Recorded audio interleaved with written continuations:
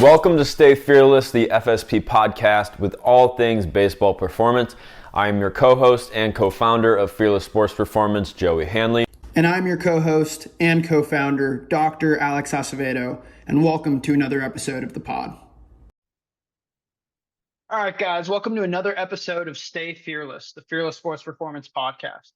Today we are joined by Andrew Misiaszek. Miz is originally from Long Island, New York, and played baseball at Northeastern University in Boston, Massachusetts, where he served as the closer. Miz was then drafted by the Cleveland Guardians in the 32nd round of the 2019 amateur draft. Since then, Miz has worked his way up to the AAA level, where he pitched to a 3.64 ERA, striking out over 32% of the batters he faced in 2022, adding a good bit of velo along the way. He spent the 2023 season rehabbing from TJ and is getting ready to close out his rehab now and get back to full competition.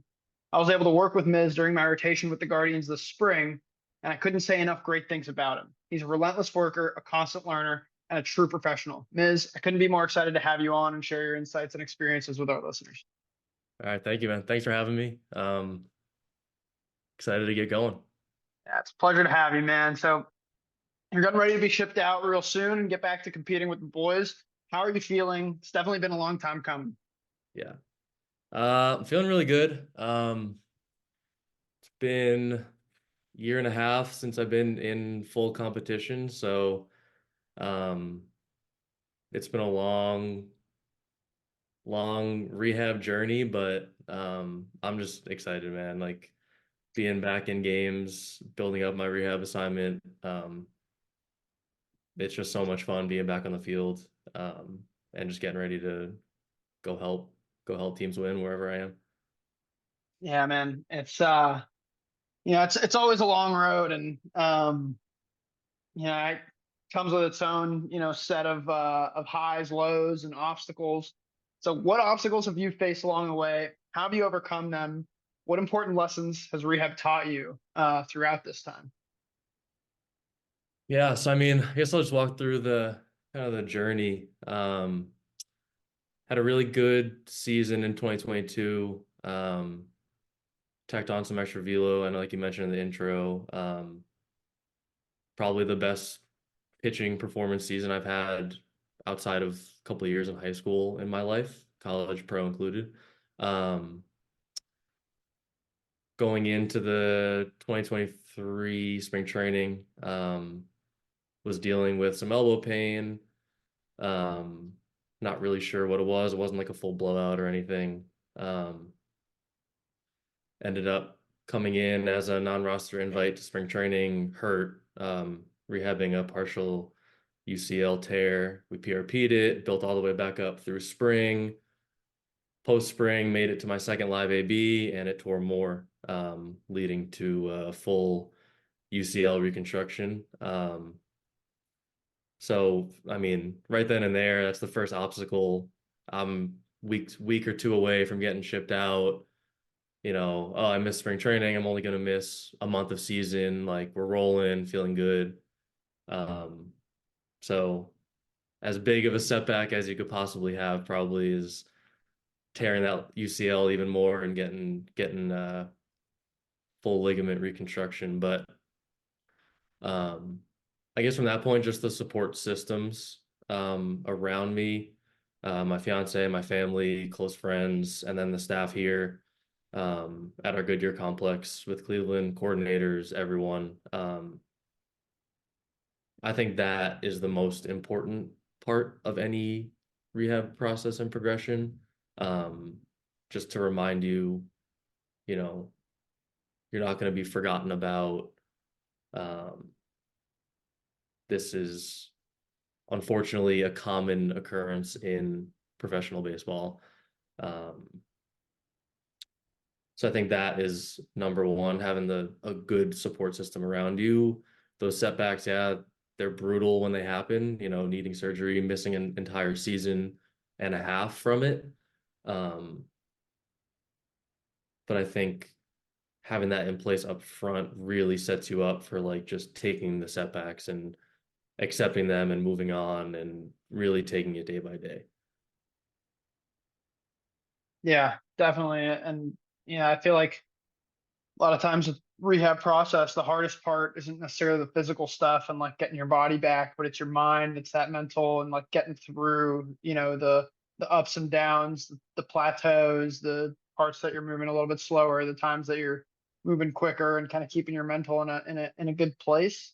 Yep. So let's talk about that. And you mentioned like how important the support system is for that part of it. But what are some other kind of advice that you can give for guys, going through the rehab process of, how to keep their mind in a good place and what they can do. Yeah, I think again, realizing that you're not going to be forgotten about. I think that's a huge part of, especially in pro ball, like you're finding out you get a surgery, anything, you're going to miss an entire season. Like it's easy to feel all that time you're missing is lost time. Um, College even, right? You miss a college season, like that's one of four, like, or if you're a draft prospect, that's one of three. Like it is, you're missing time, but the the mindset shift to like accepting what is happening, embracing that's just part of your career. Like it'll be a story to tell. It'll be whatever you need to kind of shift it in your mind of, how am I going to come out of this on the other end? Look at long term in that way, but also, you know, appreciate that you're still around the game. You're still going to be around good people. Um, you have time to work on inefficiencies, deficiencies, things that you might not be able to work on in a normal season where you're playing. Not that, no one wants to be hurt, no one wants to get surgery, no one wants to miss a lot of time in a rehab, but making the most of those days and really truly taking it day by day. And you hear it all the time in sports, out of sports, whatever it is, like one day at a time as sort of like a mantra or whatever. But you can say it all you want, but like you really have to feel it and believe it, where you're showing up to a PT facility, you're showing up if you're in pro ball to your team spring training complex, college to your PTs, or even high school, where whatever you're doing, whatever level you're at in dealing with an injury and a return to play is like really need to show up each day as a new day. Um, because anything can happen. Like to speak on my build up when I was about halfway through my bullpen progression, right at the end of a bullpen, my lat just tightened up like crazy. Um, didn't think I was hurt or anything, but it was something new.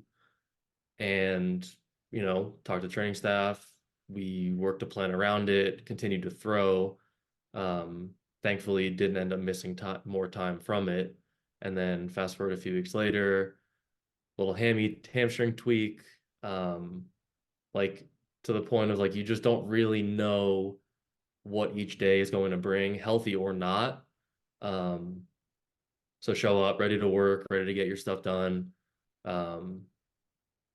Pick those small things of improvement that you want to take day by day, and the whole win the day attitude and mindset, I think really you can really get exposed in a rehab if you don't believe in that.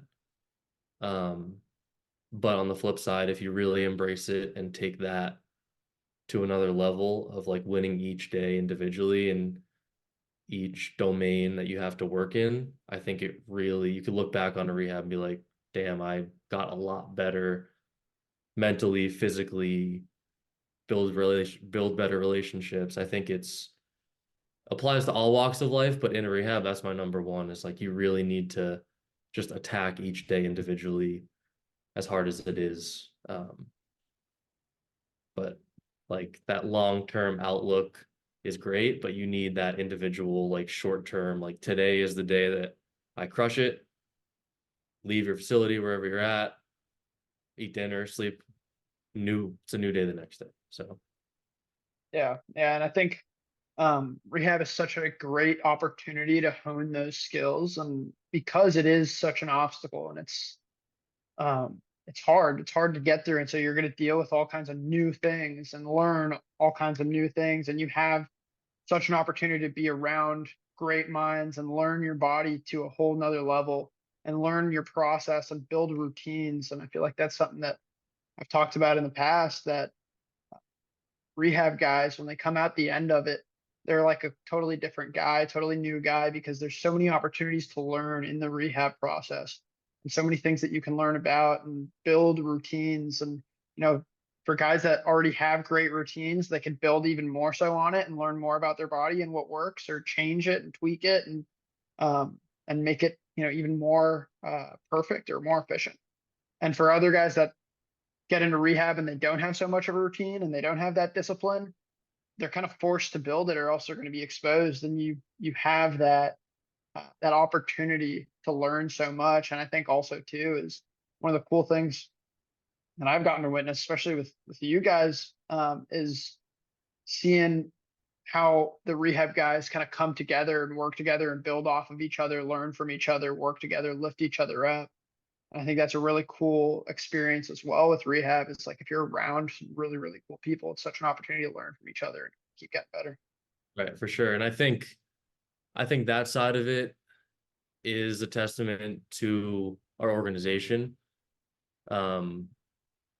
where, right, you'd hope in other organizations and other levels of baseball in a rehab setting with a significant number of players dealing with similar injuries.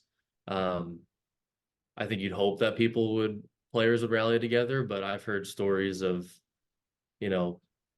people comparing themselves to each other, almost wanting other players to not progress because they want to get a step ahead of them. And I think that's a testament to the Cleveland Guardians organization of building that culture that you were a part of with us, and you saw it, where we all are truly rooting for each other, even though we're competing for spots in every affiliate level and spots in Cleveland. So I think it was a really cool part of it that I wasn't necessarily expecting to have in this rehab process, is like, we truly root for each other and want everybody to get healthy, get better, get stronger, build all these skills that we talk about. I think it's I hope it's not rare, but I feel like from talking to players I played with in other areas of baseball, I think it's a little rare, but like, I think that's something to strive for as a player at any level going into a rehab, is like, even if that's your competition, like, it makes everybody's, players, staff, everybody's lives a hell of a lot easier and more enjoyable. So at the end of the day, it is a job, and like, you want to enjoy being around the people you're working with and spending all these hours on end with. Yeah. And I think too is like, there's something to when you have a good team around you that you're rooting for each other and lifting each other up, you're gonna progress better. You're gonna progress faster. You can learn from each other. You lift each other up, right? When you don't have that, and when you're kind of isolated, or isolating yourself, you don't have that camaraderie where everybody's learning from each other, bouncing things off of each other and building each other up. You lose out on a lot. You miss out on a lot, because it's so valuable to have guys that you can learn from and people that you can learn from, because at the end of the day, like, nobody knows everything. And especially in a sport like this, and especially pitching, that there's just so much information out there, and there's a lot of good information, but there's also a lot of bad information, and everybody's different and everybody moves different, and different things work for different guys. And so having a team around you that you can, learn from, take things from, and kind of, build what works for you best. It's so valuable. And when you're isolated and alone and you don't have guys around you like that, it's really hard to be as efficient as possible. And it's hard to show up every day with that mindset of like, I'm going to work, right? Because when you're not happy in a good place and with good people around you and pushing each other, it makes it really hard to bring a good attitude every day and be detail oriented with the task at hand. Sure. Yeah. And I think, you mentioned, you were talking a little bit about like that mindset of taking every day one at a time and being focused on what you have to do that day, whatever it is. And I think you're someone that does an exceptional job of that. From everybody that I've worked with in and outside of baseball, you definitely take a very professional mindset to the way that you've handled your business and your rehab and everything. And so let's talk about that. And what does it mean to you to be a professional? And what advice do you have and wisdom for younger athletes who are still building habits and routines and growing into the men that they will be? Yeah, I think, let's see. I wouldn't say, you hear in pro ball, you hear a lot of acting like a professional, being professional. But I think the people who have those traits, there was never a time where it was like, oh, like I need to, act like this, be like this. There wasn't like a framework or a blueprint. Because I think if you do try to fake it, you're not staying true to yourself, on like your values, how you were built up, how you've grown up, whatever coaches you've had before that have instilled certain things in you. So I appreciate the compliment on that. And I think to like being a professional in pro ball, would credit people around me growing up playing the sport that have kind of molded my view on baseball and how to act on a field to like coaches, trainers, players I've played with, players I've looked up to, players that I've played with that are younger than me that I pull from. So I think it's one, knowing what traits in players and staff and coaches that you see that you admire and kind of pulling little bits and pieces of that really resonate with you, that if you're someone that sees a Kobe Bryant, MJ type of like first in the gym, last to leave, if that resonates with you, you'll pluck that from that type of player. I don't think it's right or wrong or anything in between. Or if you're a guy that's like, I'm going to be head down, get my stuff done efficiently and not hang around, then that's fine too. If it's, preaching really good communication with your staff for something that's hurting or wanting to change a piece of your programming, and seeing players do that successfully, I think it's pulling different bits and pieces. Yeah, I think that's so valuable, being able to take from the people around you and the experiences that you've had to kind of build your value system, taking the things that you admire in others and replicating that. Because then, I think ultimately that allows you to find the things that, because you're seeing it from the outside perspective, right? So you're able to find the things that are helpful, that you admire, and then incorporating them into your own life and the way you treat others, and ultimately not only respecting the other people around you. Of course, that's super important. That's a big part of it, but also respecting yourself, respecting your own time, respecting other people's time, and respecting the task at hand, whatever you're doing that day, and really giving that detail to it. Right. Yeah, I think that kind of goes hand in hand with like the win the day mentality. It's like even breaking it down to winning the task. Like early rehab, after surgery, you're not doing a whole lot. Arm elevation, maybe some like subtle forearm movements, go crush the legs in the weight room, and like the day is kind of done. But I think if you own that day and treat it like it's the most important day, because it is, like that is all you have, is that day, being present in that day. I think that sort of gives that professionalism way of going about your business in a rehab setting, but also in season, like really owning all your individual tasks and owning that day.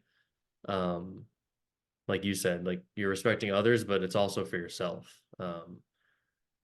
And I think that kind of goes with a bigger picture look at it of like not having regrets in your career, um, like maximizing everything you can in your baseball career, wherever it takes you, however high of a level it takes you, like being able to, lay your head down at night and be like, I'm doing everything that I can to maximize my abilities.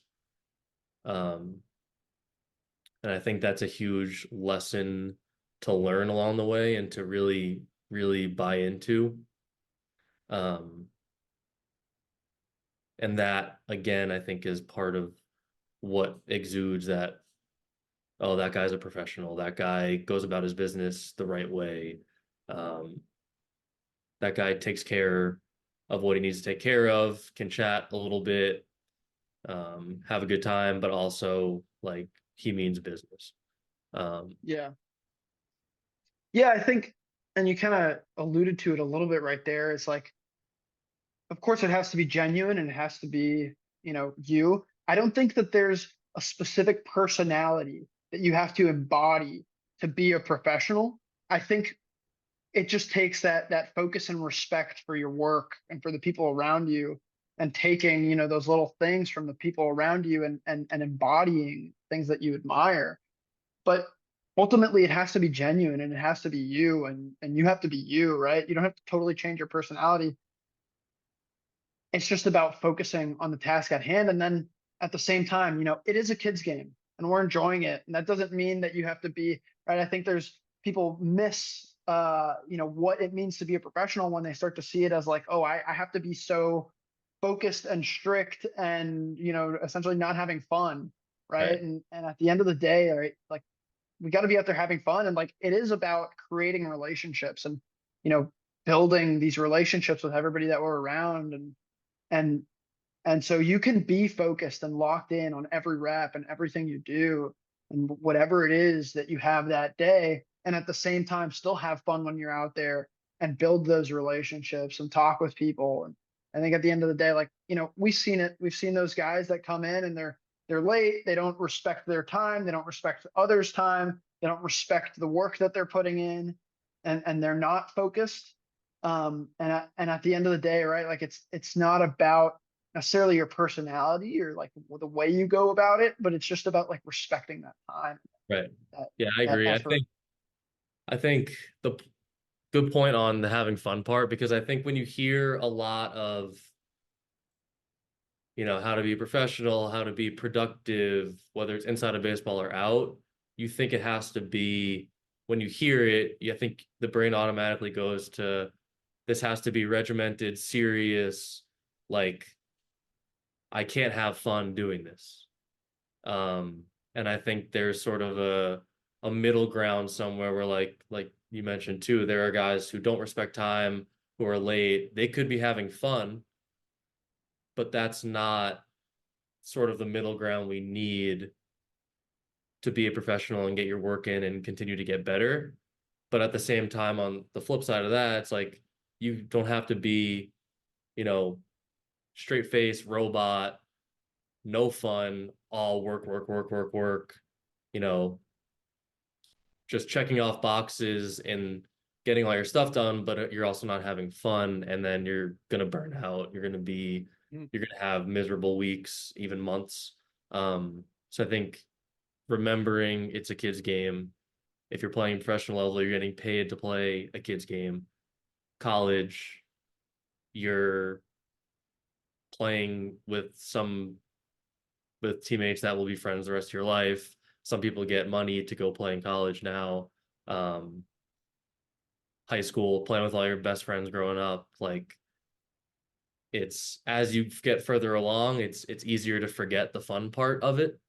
But I think that remembering to have fun and appreciate the fun in the game, I think makes you, in my mind, makes you more of a professional because you're able to kind of combine that regimented work aspect with still enjoying it. Like going out every day to even throw 60 feet in an early rehab is fun. Like you're throwing, like that's what I love to do. It's a craft. It's fun. So I think the blending of the two makes it easier in both capacities. Yeah, yeah, for sure. And I think it's easier to focus and really respect the work when you are having fun. And that's something that I've talked about in the past. Something I dealt with in my own career is like that burnout that comes from never being able to turn off the switch and just, decompress and have fun and enjoy the game. Like there's value in being able to turn on the switch. There's also value in being able to turn off the switch. And it doesn't have to be like when I'm on the field, I'm serious, and when I'm off the field, that's when I turn off the switch. It could be, all right, I'm making a rep here. I'm focused. There's intent on this rep. There's a goal and I'm working on it. But then when, you're in between throws, reps, whatever it is, like, you're out there with a bunch of guys, have fun, have conversations, talk, joke around, mess around, and enjoy it. But when it's time to, make your rep, respect that rep and don't dilly dally either. Don't waste everybody's time. Don't waste your own time. But you can have fun while still respecting the work that you're putting in. Right. I think the having fun part too, a lot of people might think it's fun equals messing around and joking around, which is part of it in a sense. But I think even within those reps, like you mentioned, like it can be laser focused in that rep and also be fun. Like I think Totally. like the idea of working on your craft, I think should be fun. Totally. Like not fun in a sense of we're laughing, joking, but like that. But competing is Right. fun, right? And so you're Exactly. competing with yourself. You're competing with, the game itself, Right. right? Because even if you're not competing against another, competitor, the game itself you're competing with, and Right. so like that's, I mean, at least I think is supremely fun is just like the work that comes with your craft, right? Yeah, I think that is the part that people forget too. It's having fun, but also deeper competing is the part that's fun. Yeah. Yeah. Like it's not always laughing, joking around. Like competition is fun, and beating people in that specific craft is fun. And getting beat and planning for the next time you're going to beat them is even more fun. So I think it's deeply layered, but it's simple. Yeah. Totally. Yeah, 100%, man. And again, like to kind of reiterate, so many people miss that. They miss that, like, all right, um, they see, okay, I need to be a professional, I need to be serious. And that's just not it, right? Like it's about having fun and ultimately however it looks, because it could look different for, every person because everybody is different, everybody's personality is different. But however it looks, to respect your time and respect the people around you and their time and respect the craft itself. Other than that, go crazy, do what you want and be who Right. you are, truly be genuine with who you are, but just respect the time. And I think that's something that you've done so well, at least in my experience with you, and something that a lot of guys can and have learned from you just by being around you. I mean, it rubs off, and that's another thing that I think the Guardians do really well, and it's just a testament to the organization is they kind of pair people or put people together that they know are gonna rub off on each other in a positive way. And I think that's so valuable that, you know, I think a lot of people miss just because they either don't think about it or it's, whatever, not prioritized, but like creating that synergy of personalities and people and putting them together that way and facilitating that. I think it's so valuable. Right. Yeah. And I mentioned it earlier, and I'll mention it as much as I can. And I think we do such a great job of not just drafting really skilled players, but players that work really well together, personalities blend. Like most guys coming in are already have a big makeup of what it means to be a professional. And obviously you fine tune those little pieces as you continue to play and learn. But I mean, I put us up with any other organization of just like guys who know how to act in a clubhouse, guys who know how to respect staff. And if they don't, they learn quick because of the culture that we've built. Yeah, I think that's something that really impacted me during my time with the guards is like the people, right? Like that's something that I think is so valuable and that the Guardians do such a good job of. It's like it truly is an organization of great people that work really well together. And that impacted me a lot and it made it, super fun, 4 months that I was there and it was awesome. It was a blast and got to show up and just have a great time doing what I love every day. And I think ultimately, of course baseball is a part of it, but I've been in a culture where baseball isn't fun. And a lot of that it's the culture, right? And it's people. And I think when you have people around you that are awesome and working towards something greater than themselves and work well together, respect each other and know how to have fun doing it, it makes life a lot better and a lot more fun and Yeah. it's easier to show up every day and get after it. Sure, yeah. I mean, we had plenty of conversations like that in the training room when you were over with us. So catch ourselves talking about, you know, how much you love the staff, how great the players are. And I've heard that from many PT students and fellows that have come through is like it's hard to avoid and hard to not see that. Yeah, totally. And it was cool too to talk to some of the guys that had been traded from other organizations Yeah. and talk about their experience in other organizations, how it isn't the same everywhere. And how some organizations are better at other things. Or they're good at a certain thing, or their culture is good, but it's not as good, or it's different. And then other organizations that are just totally not even close and Right. not run well, unfortunately. But it's really cool, that I got to be part of such a highly respected and great culture, great organization because you know I, I thought I learned a hell of a lot being part of that, and just seeing it every day. Right. And I think that culture makes such a difference, and I think that's something valuable. And I'm sure you could speak on this is like, especially for guys that are in high school that are looking to play college ball, where they kind of have that ability to choose where they're going to go and the culture they're going to be a part of. I think it's so valuable to choose a place that is going to have that culture and be a place where you can thrive. Yeah. I think that's a very overlooked part of the recruitment process at high school.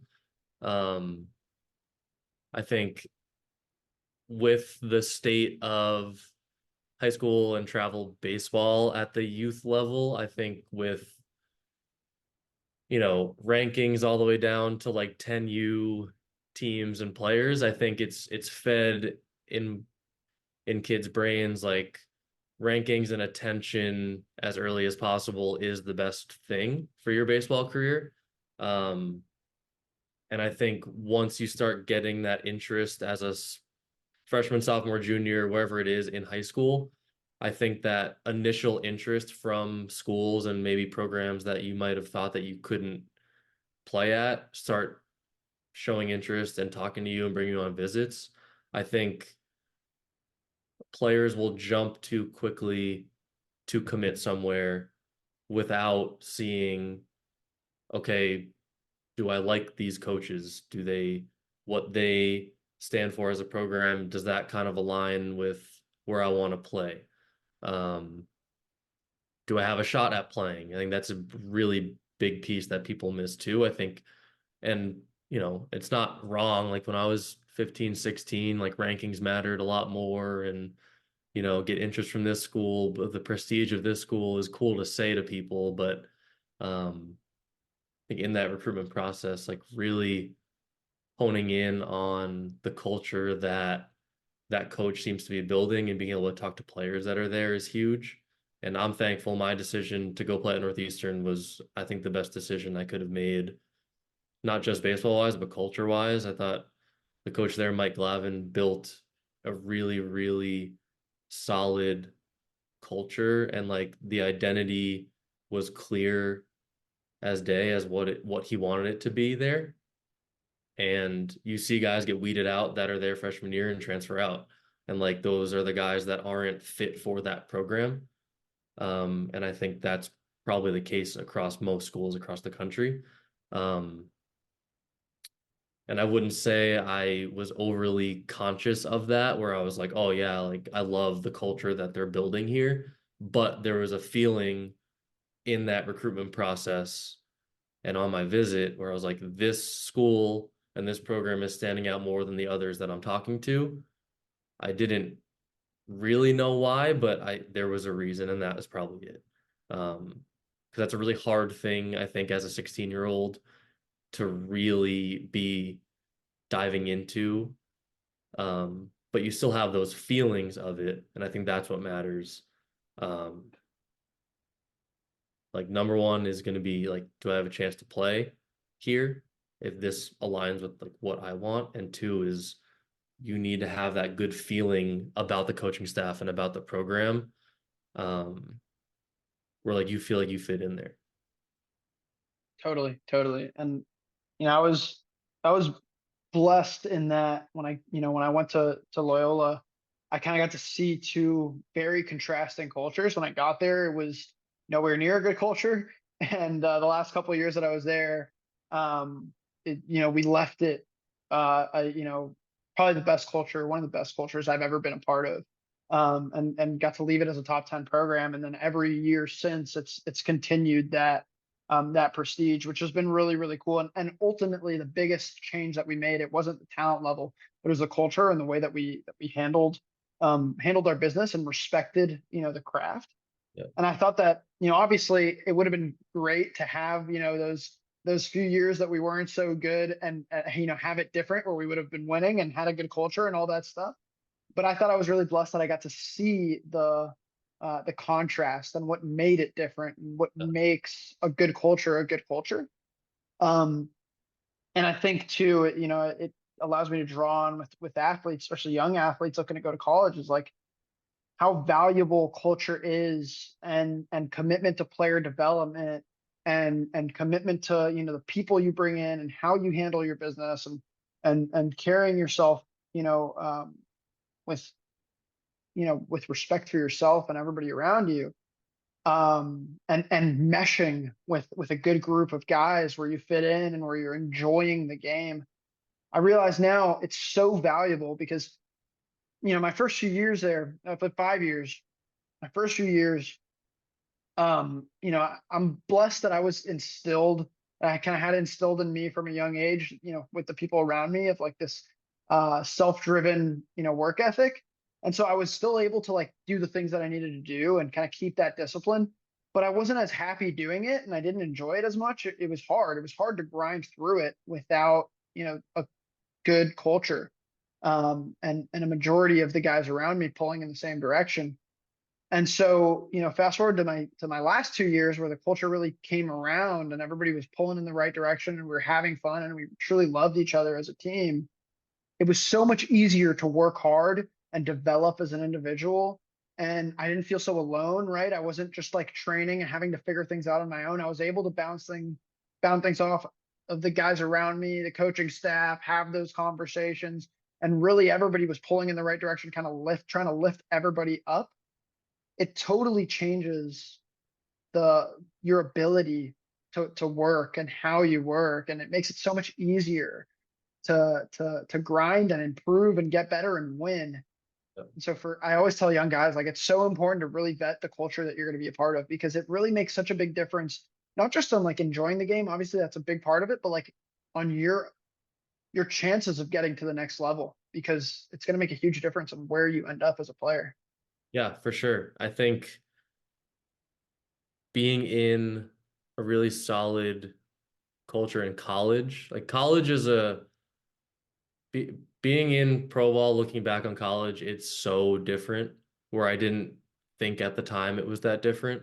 Like it's very, very hard for coaches to preach development because there's such limited time. There's such a small window for each class to win. But I think you're able to do, like, to your point, you're able to develop individually so much quicker and more efficiently when your culture is solid and people are bought in. Um, like, pitching coaches aren't going to take the time to have a kid be a 2-year project in hopes that by their end of their junior year can get innings for the team. It's like you want these guys to come in and play and be able to win now, which is fine. That's just how it is there.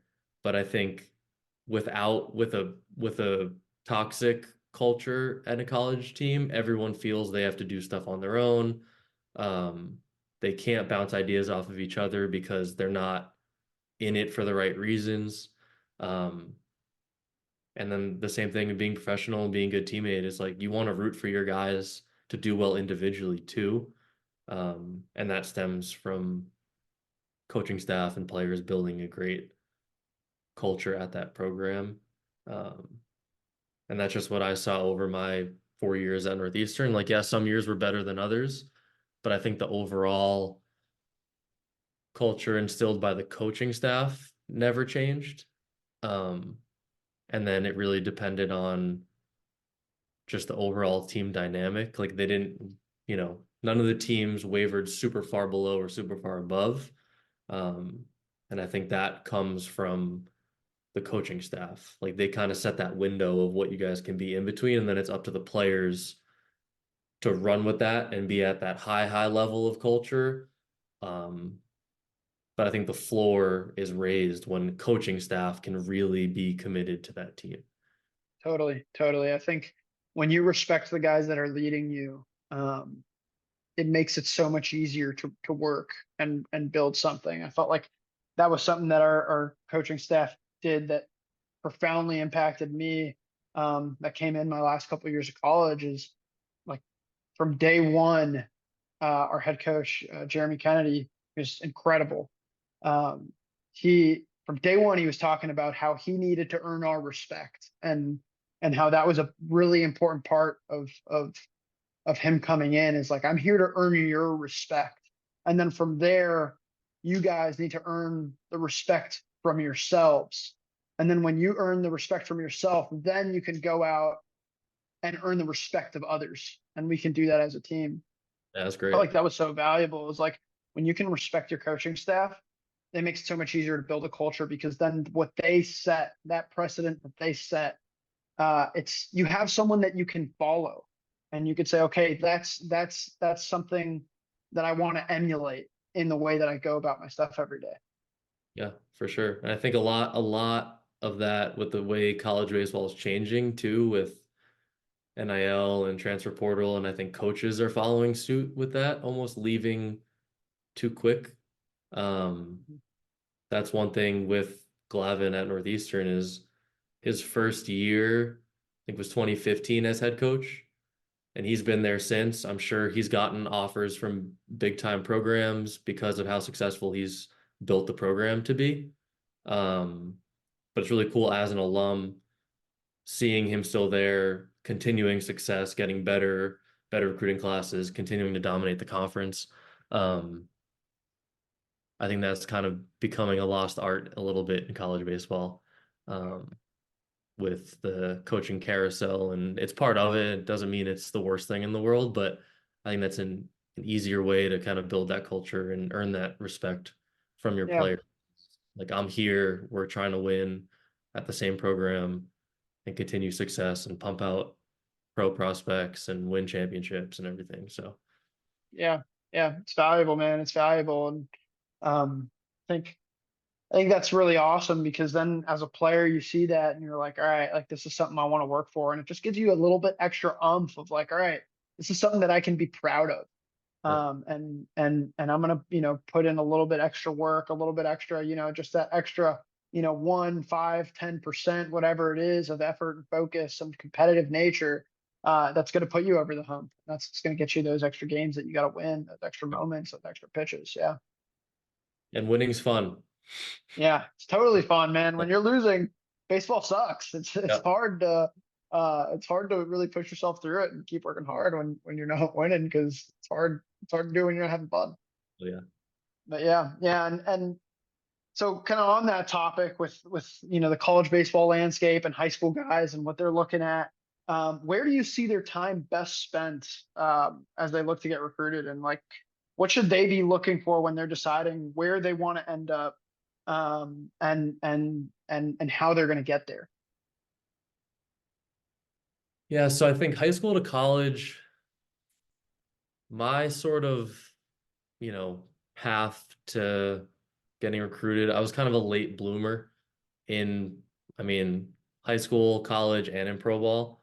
Um, so I can speak on behalf of the late bloomers, which are plenty of them. Um, I played on like a local travel team my freshman and sophomore year of high school. It was fun. All my buddies from home, high school team paired with a couple towns over, played local tournaments, with no real, at the time, no real college baseball aspirations. Like I knew I was really good, but it was kind of like I don't have much guidance in this path. I'm just playing because I love it. I love working on stuff. Like I trained quite a bit. Um, maybe for my age more than my peers, but I didn't really think of it like that at the time. It was just like, this is so much fun. I want to continue to throw bullpens throughout the week, get introduced to weightlifting, and stuff like that. So I think that pulling back on that I think way of playing sets you up for success. Um, as opposed to someone who is only caring about rankings, like I mentioned before. How high is my ranking in state from this tournament, or am I making the all tournament team at this thing? You're sacrificing fun with your best friends, you're sacrificing development, whether you think it or not. Like you're harping on these metrics that might not really matter. Where like if you have a pure joy and love for the game and you're having fun, um, and also, looking out for yourself and trying to get on teams that might further your career, but not at the cost of not playing or sacrificing, caring so much about your ranking, you're going to opt out of this tournament or you're going to only go to this one. Um, Mhm. I think being a late bloomer at those levels, like when I committed to Northeastern, I was 80 to 82, touching 83. And like as a lefty committed to a D1 program, lefties have a little bit of sway on not throwing as hard. And like this is pre velo is absolutely everything era. This is like 2014. Um, but I think it's like the way I've never, people say like from the age of 5, I'm gonna be a big leaguer, I'm gonna go to this college, everything. I think I didn't really have that. I just loved playing so much and loved the craft, and I didn't consciously think about it in that way, but looking back on it, that's what drove me to get better, to seek out, at the high school level, college level, and pro level, seek out different knowledge and different training to try. Um, like crossover symmetry bands, they're everywhere. My sophomore year of high school, they were like at a local tournament in New Jersey, like trying to pitch their product.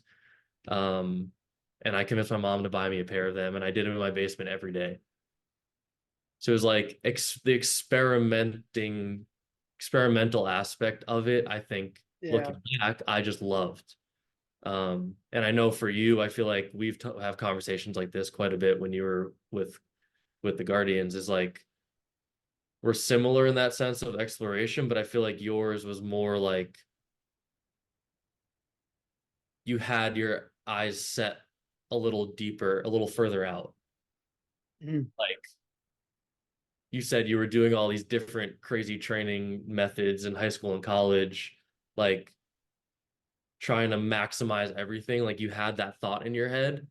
Mine was a little more like Having fun with my craft. Yeah. curiosity, but like I think it ends up being the same result. Yeah. And I think I think it's similar in where it comes from too, right? Like, and something I see with a lot of young guys where they kind of make the mistake of like they get so far set on the future or where they need to be or the showcase or, especially high school baseball now, I feel like is fed a lot of that like showcase, commit, recruiting, too much and too young.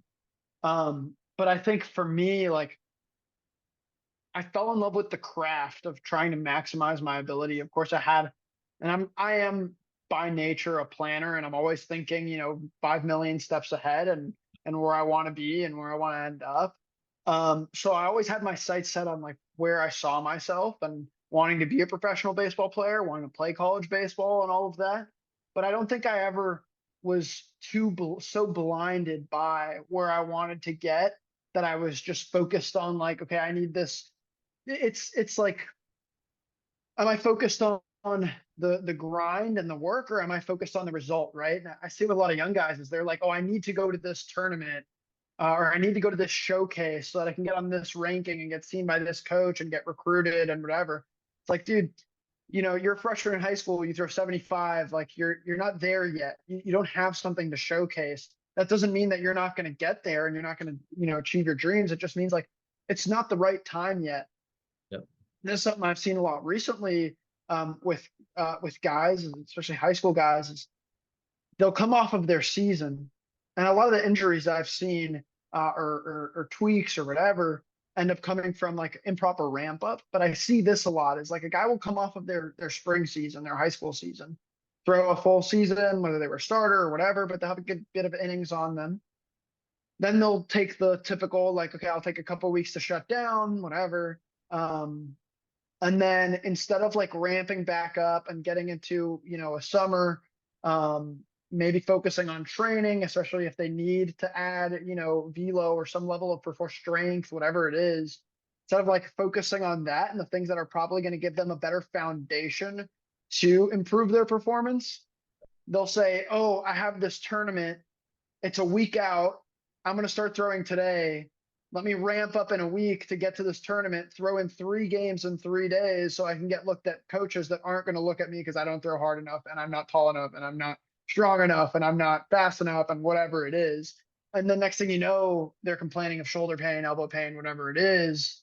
And it's like, well, from the first place, it's like, why are we going to that showcase? Like, are we there yet? Right? Like a lot of guys, they're not. And it's like evaluating, okay, where am I? Do I have something to showcase, or are there things that I can spend my time better on? Right. And I think that comes from like, okay, am I obsessed with the result and this, I need to get recruited, and or am I just like in love with the craft and in love with having fun and in love with getting myself better, and I'm just going to like focus on that and let things materialize as they come. And of course, there is some work that you have to put in when it comes to recruiting and getting seen and whatever. But at the end of the day, like if you're good enough, like for the most part, you'll get seen, you'll get found. Absolutely. I think, right, being a late bloomer versus not, either way, there's ways to go about it. And like you said, if you're a freshman throwing 89, 91 in freshman of high school, like, Yeah, you got something to showcase, man. Go out there. You have an elite top 1% of your age group skill, and you should know that by that point. Like, right, go showcase. You'll be one of the kids that commits to an SEC school at 14. But that doesn't mean that guy's automatically going to be a big league arm. There's so much that happens in between that point in college, etc. And I think loving the game and loving the craft, like you're okay with kind of working in silence. Like you don't need people to see.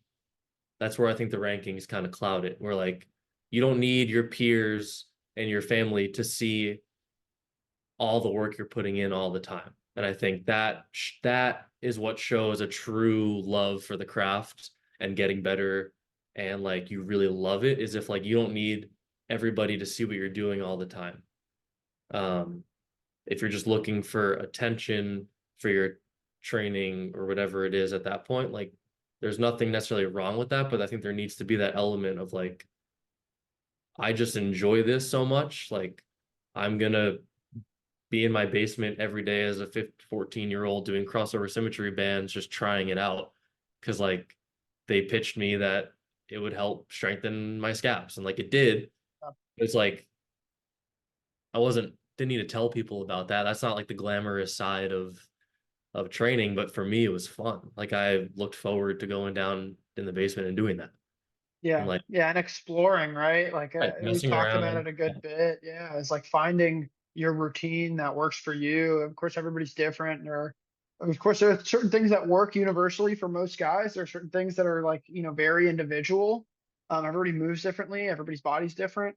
But I think that's such a big part of the craft is like exploring. And, it doesn't have to be, everybody does this and this is how you get better. But it's like, when you really fall in love with the craft, you get that curiosity of like, all right, let me try this out.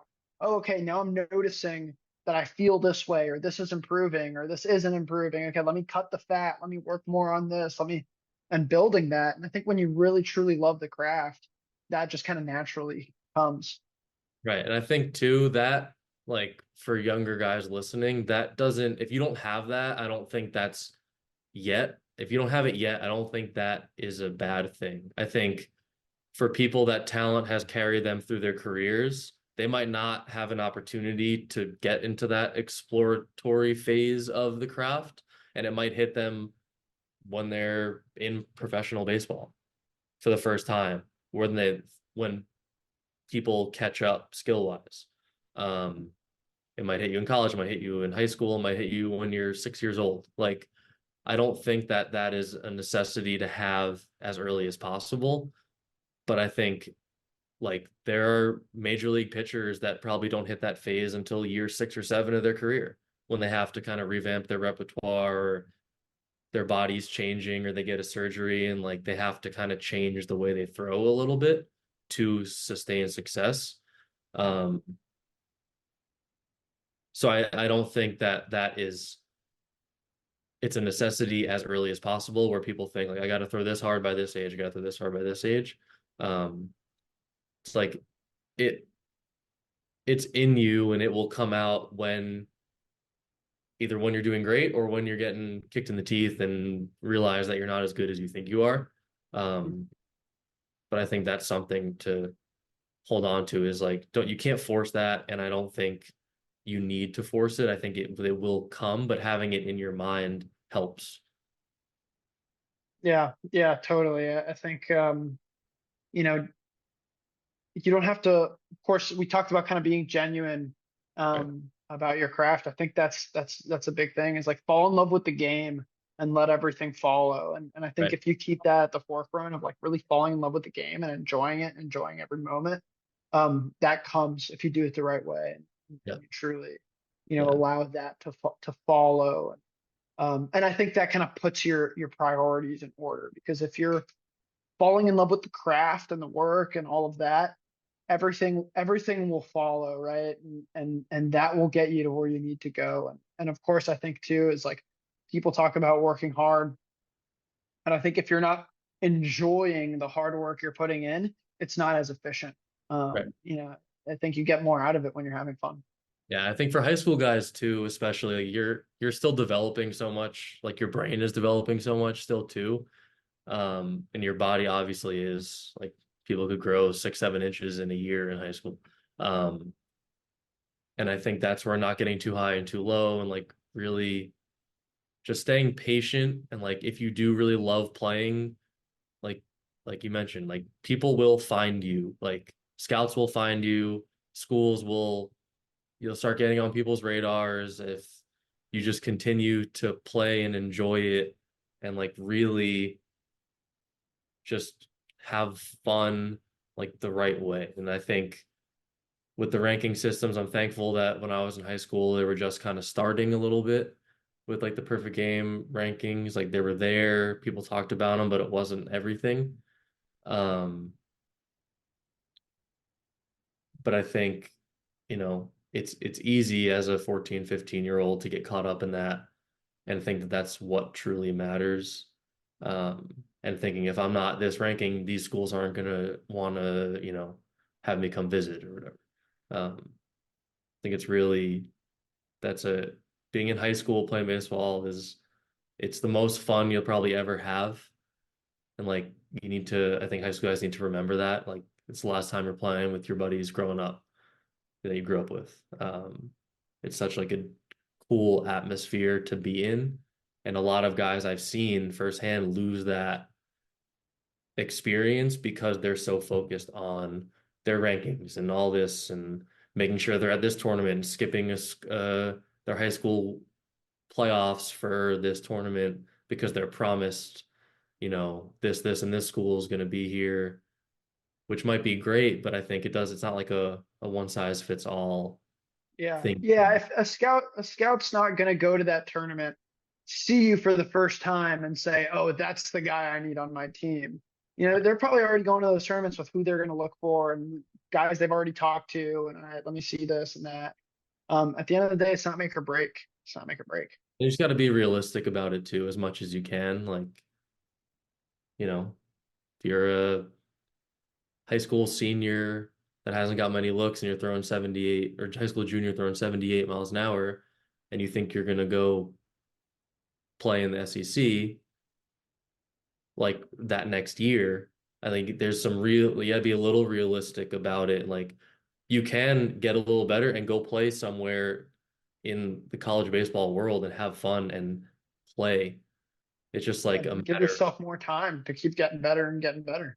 Right. Like use that as motivation, right? Maybe that's what you've always wanted, but like you can kind of push for that, but then still be able to accept a different approach to going to continue to play baseball. I think people forget that is like, if you sell out for a school that you end up not being good enough to go to or go play at, a lot of people will just give up. And I think there's so many avenues you could take within baseball. If you're have that little bit of added like realism into it, obviously you need to shoot for the stars. I think you don't get anywhere if you don't. But like the goal should be, if you love it, just to play as long as you can. Yeah. I've talked about this in the past, but I think the mindset that I kind of like to preach is being extremely confident in your potential, but very realistic in where you currently stand on the map. Yeah, that's money. So exactly. I think if you're extremely confident in your potential, it drives you and it gives you that like, all right, I can get here. I know I can. I just need to put in the work. But you also have to be realistic with where you are, because otherwise, you see it with guys, especially in high school. It's like, all right, I'm D1 or die. I'm going to go play in the SEC or whatever. I'm going to play for this, top program. And they're like, yeah, I'm going to do it and I can, and I'm good enough and whatever. And they're like, just not good enough. They don't throw hard enough. The skills aren't there yet, but they're like, oh, no. Like I'm good enough. And then they just spend all of their time chasing that coach around at whatever showcase they're going to be at, when they could be spending that time, getting better. And preparing themselves for maybe that program, maybe a different program, but just, using their time value. Right. No, I agree. I think that you got to put that on a t-shirt or something. Yeah, man, for sure. For sure, dude. We'll make a bunch, man. We'll make a bunch of tank tops. We'll sell them around. There you go. But yeah. But yeah, man. And I know you've had a pretty, extensive experience with performance training and both as a player and as a coach. I know you coach some guys. And so what are your thoughts on performance training, and like tell me about your experience with especially like the new age kind of performance training and how we're learning so much more about how we train pitchers. Right. Yeah, I think I have kind of a unique timeline of like when I just like my age through baseball. So like, again, we talked about when I was in high school, it was like right before, so I graduated in 2015. So that's like right before all these new technologies were coming out for pitching and performance. In college, we just gotten like a Rapsodo my junior year in 2017, 18. So it was like, and then from like 2019 on, I feel like it was off to the races of like tech, performance training outside of season. Um, so I think I had a traditional approach through high school and college was, college for me was follow the weightlifting program, following the throwing program that the coaches give. It worked. I felt fine doing it. So like why I didn't question it too much because I was performing and I was feeling good. Um, and I think getting into pro ball 2019 got drafted, and then 19, 20, 21, I feel like was kind of an influx of like, Driveline's been around for a while, but I think they became a lot more popular in those years of like taking in masses of people. And then you have your tread, and then a lot of other small performance gyms that I think are kind of following suit with that model. Um, and I think they're great. Like they give such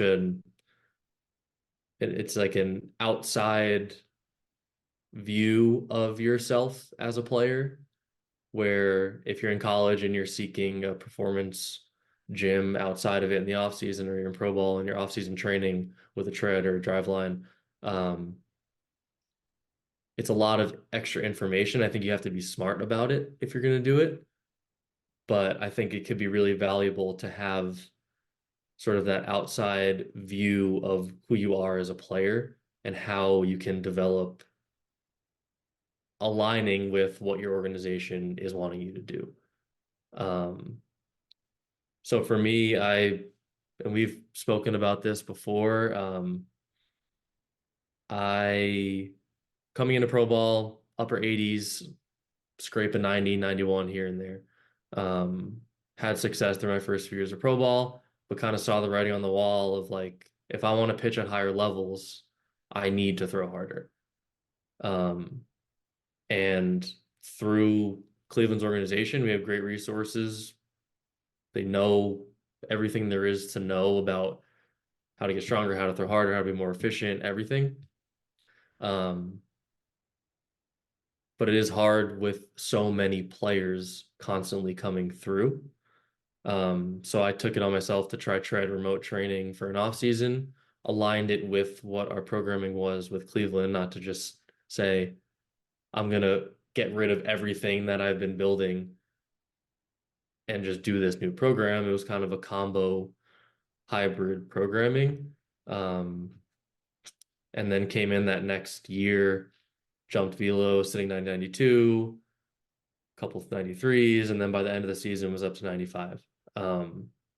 So I think that was like the final jump of like what we were building here, of just like having another view of how I move, breaking down video on more of a one-on-one basis. And I think the combo of that can really jump people's career, pro, college, high school level.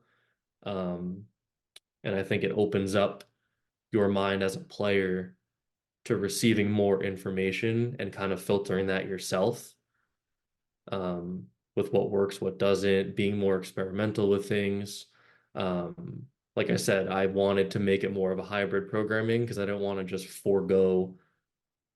I was still making strides through pro ball, but I wanted to see if we can combine these and flush out some inefficiencies in my delivery, hit some inefficiencies in the weight room.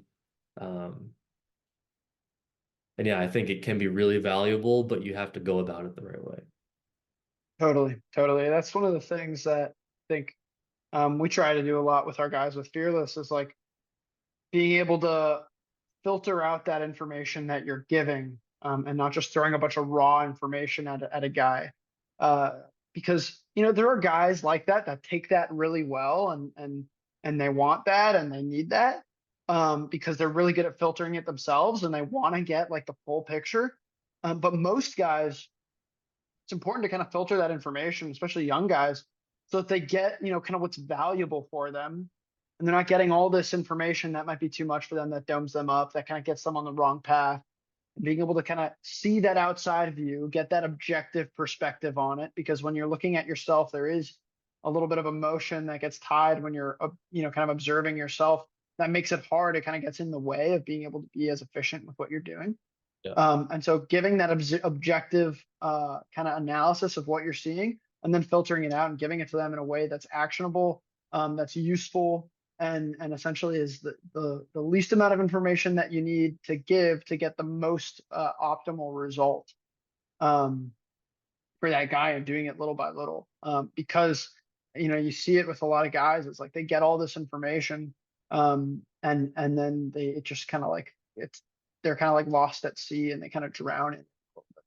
Yeah. I think as a player seeking out a performance facility, whether remote, in person, anything, again, no matter what level you're at, I think the biggest lesson I took from it is being okay with exploring new drills and new ways of thinking, new cues on the mound, but also being able to really filter and be okay with a cue not working and not trying to like force it until it works.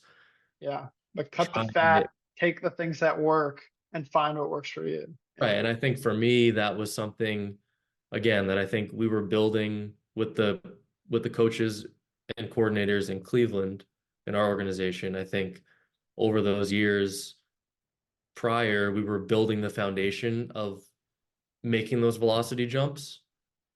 And I still used a lot of those cues and drills in that off-season programming when I did seek out tread athletics. And I think like I said, combining those two, I think really helped with the mindset I was in. Was like, I'm going to take from both, filter, try things from both sides, kind of filter into one. It's not like they were that drastically different. I think it was just having more information from an outside sort of lens.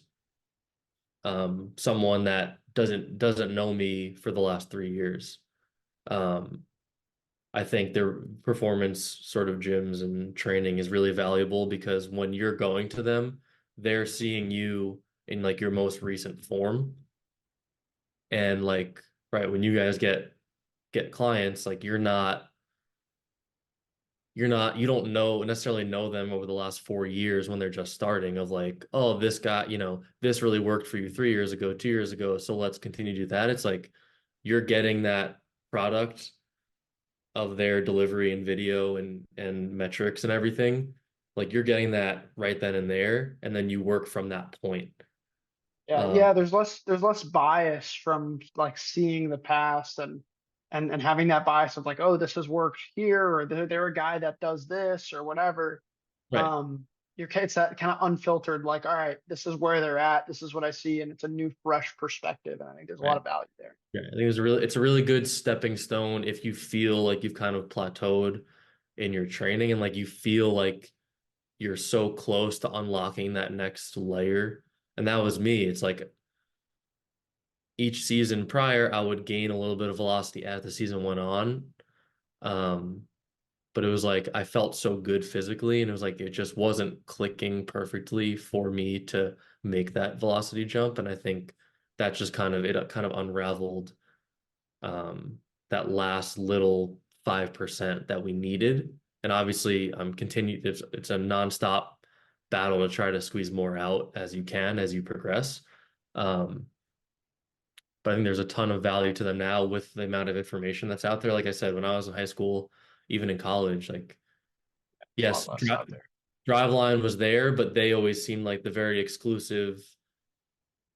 I can't go train there, get a program from there. Now they offer remote training. They have multiple facilities. So I think it's really valuable that, and again, those are the two big ones. Obviously, there's thousands of performance training and remote training mixed in between, which I think is great, because it doesn't mean that there's only two places you can go. You can go anywhere.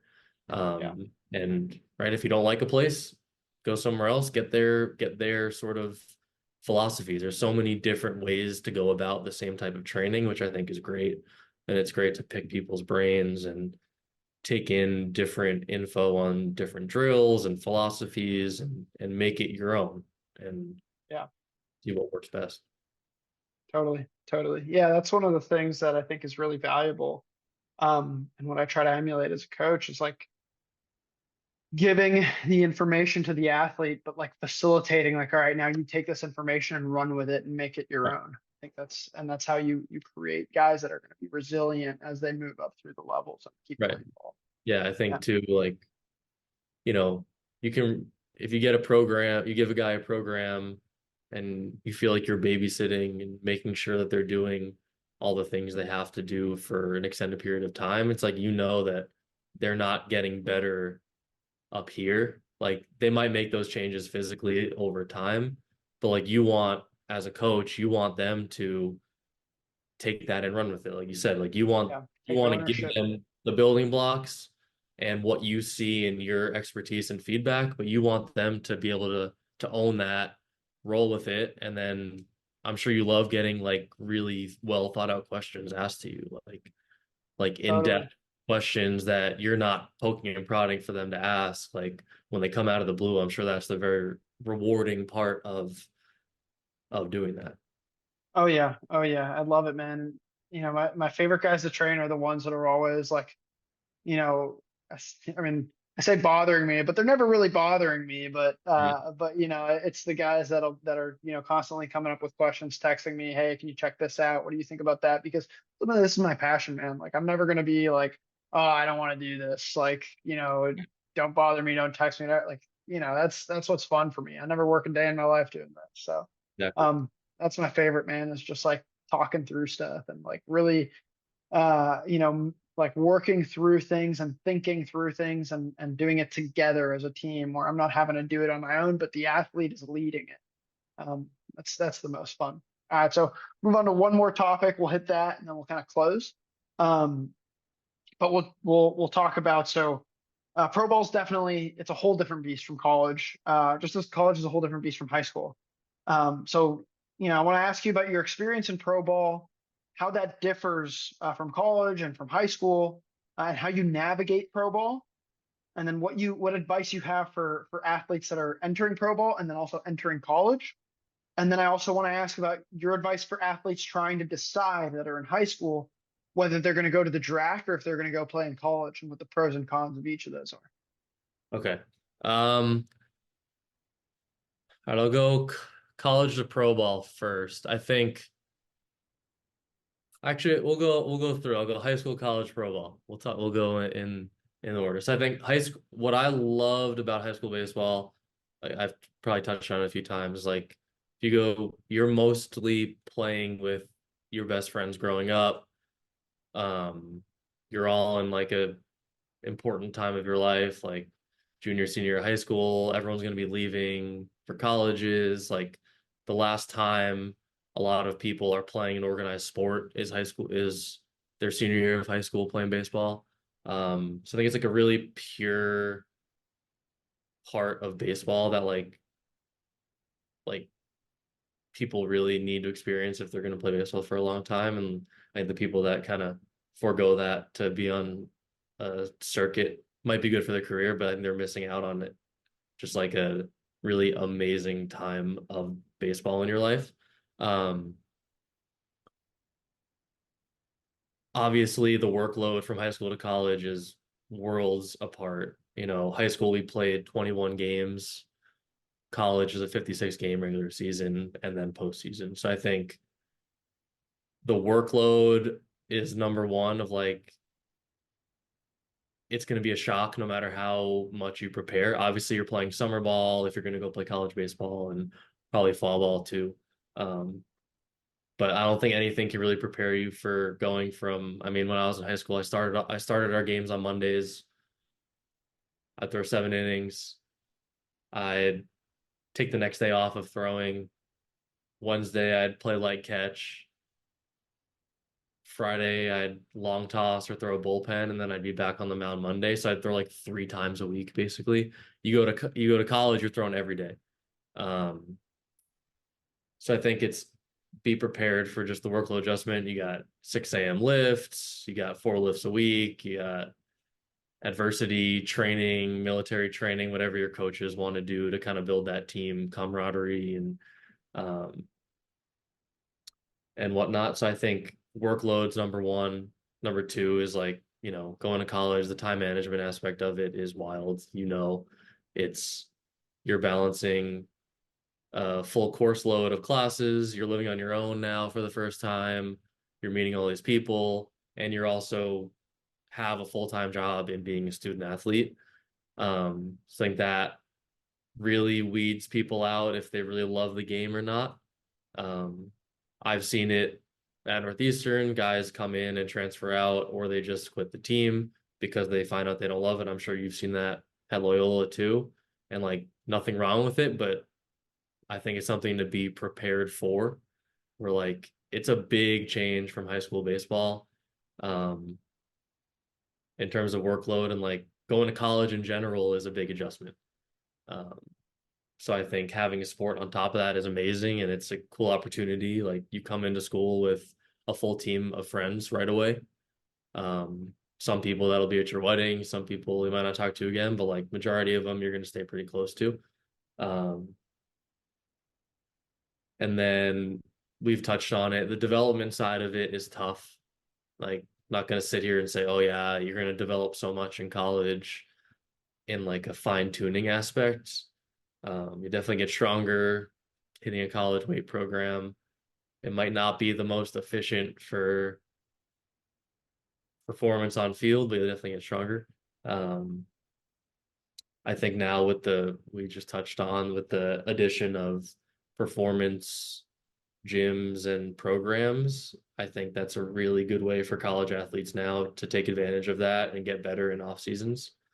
That might not have been an opportunity 5, 6 years ago. And then you got anything for me on those? Any questions on that before I go into Yeah, pro I ball? mean, I think that's awesome, man. I think that's a big part of it is like college. Part of it too, I think, and you talked about it a little bit, but it's like first time you're living on your own, you're learning a lot of discipline and like how to take care of yourself and how to not be an idiot. I mean, you see it in college, guys get there and they go crazy, they want to party, they're not focused on their responsibilities. That's definitely a big part of Yeah. I mean, I think it's a huge part of your life in general, and having a sport on top of it, I think, like I said, really weeds out people that don't want to do it and don't love it.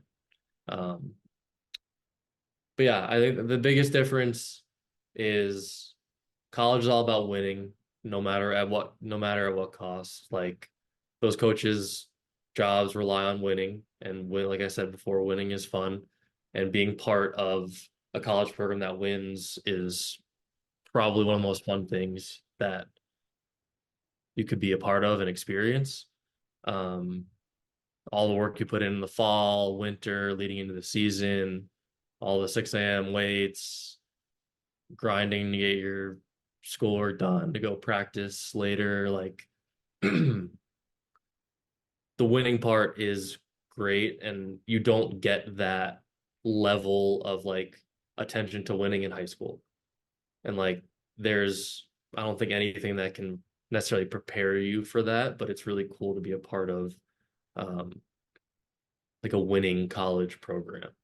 it. Uh, Even if it doesn't mean you're going to College World Series every year, just like Yeah, competing. that focus on that we're going to compete and we're going to win. Right, It's fun. right. And that I think carries into your life if you don't play pro ball after college. You have that sort of drive to win and be a part of a team, and that whole aspect of it. And I think the shift from college to pro ball, that college to pro ball is a tough adjustment in terms of the winning sort of versus development argument, where the goal in pro ball is like you want to go help your major league team win a World Series. Like that coming in should be your goal. Like obviously you want to break into the big leagues, and then once you're there, you want to help your team win a World Series. Um, and I think that's a great way to go into it. But like between the day you get drafted and doing that, there's so much development that needs to happen. Um, and I think that's a tough shift coming from college of like, you know, being in low A, it's like you're not getting the rah-rah speeches to try to win every game, every series. Obviously, everyone wants to win. That's the plan every night, but it's different. It's like it's a big development focused progression. If it's gaining velocity, that's a focus. If it's adding a new pitch, people add new pitches throughout a season, and it's, hey, let's throw this 30% of the time to righties. Like, that doesn't happen in college. College is whatever's going to get this guy out, throw it and continue to throw it. It's like that's a tough adjustment coming out of college is, right. You're always going to have that competitive winning feel, but as a player, you need to buy into the development process, I think. And that I struggled with at first in pro ball was, they're telling me I need to, work on this delivery, movement, pregame every day, or like I need to throw more change ups in these counts. And it's like, well, if I'm getting these guys out without that, why do I need to do that? And it's like, because as you get to higher levels, they know that you need that. You're going to need that. Yeah. Or you need to gain velocity for the higher levels because at the higher levels, this won't play. Or you need this pitch to move more efficiently or have a harder breaking ball or locate your changeup better or whatever it is. Like at first, and I saw with a lot of guys, it's like, why? Like, why am I doing this? Why am I doing this? But once you buy into it, it all makes sense of like, you never play like that ever in your career until you're in pro ball. Like it's always compete, whatever's working. Like if I was in college and I had to throw the last 3 innings of a game and no one was touching my fastball, I wouldn't throw a slider the rest of the game.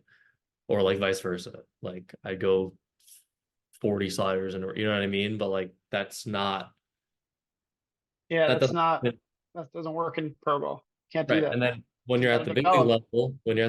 level, whatever gets everyone out is what you do. Yeah. Like there's no development Yeah. above that. So it's like you're developing for that opportunity.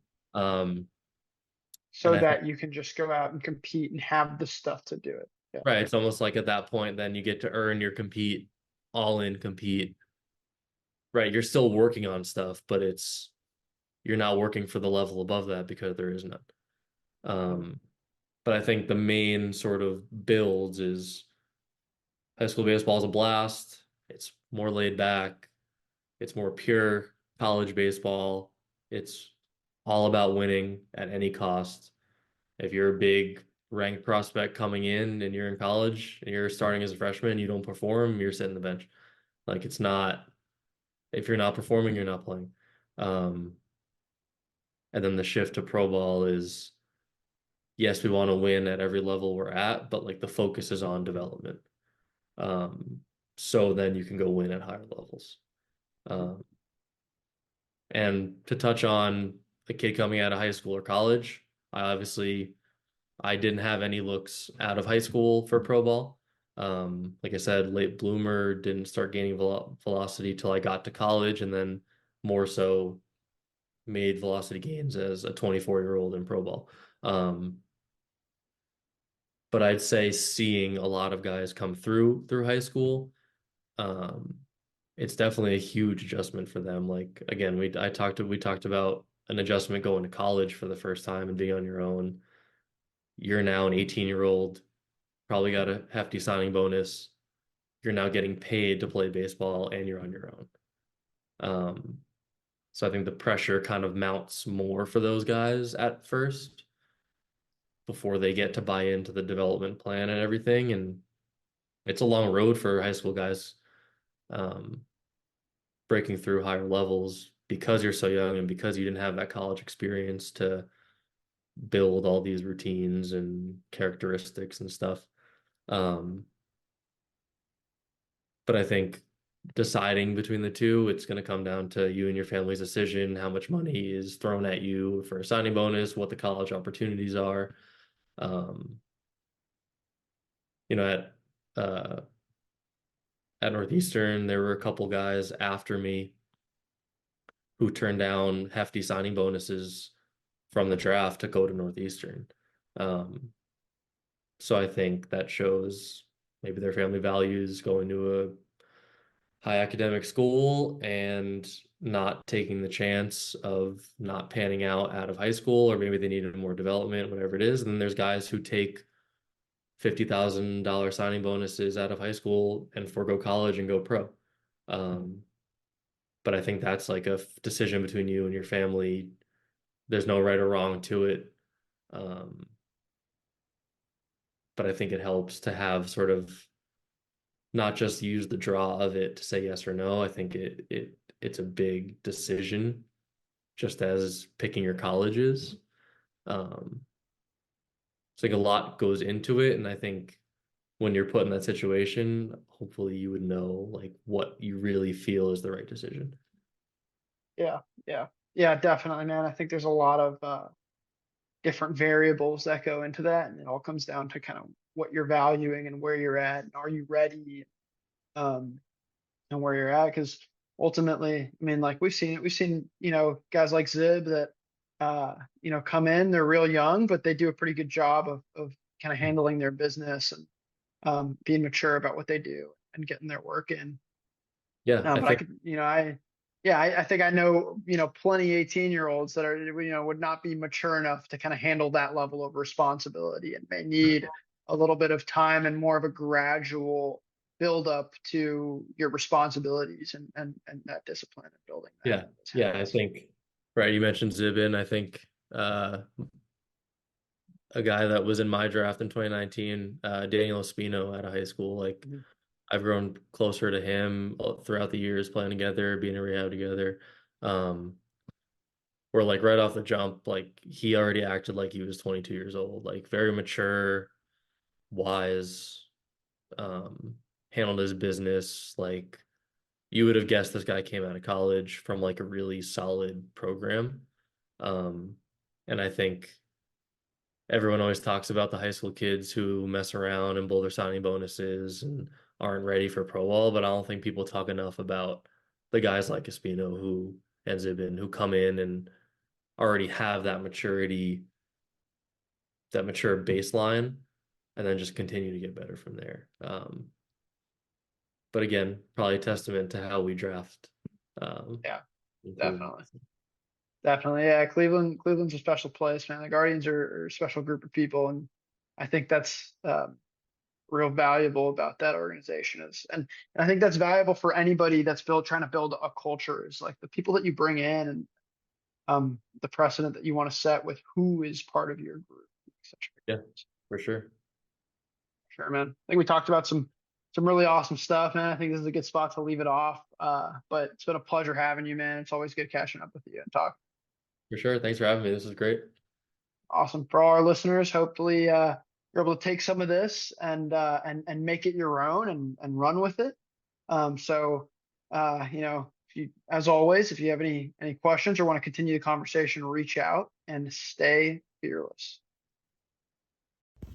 Thank you for tuning in to another episode of Stay Fearless, the Fearless Sports Performance Podcast with all things baseball performance training. If you enjoyed this episode, please share, like, subscribe, comment, reach out to us, and keep the conversation going. You can check out our website at fearlesssportsperformance.weebly.com, and you can find us on Instagram at Fearless Sports Performance or on X at FearlessBSBL. Until next time, stay fearless.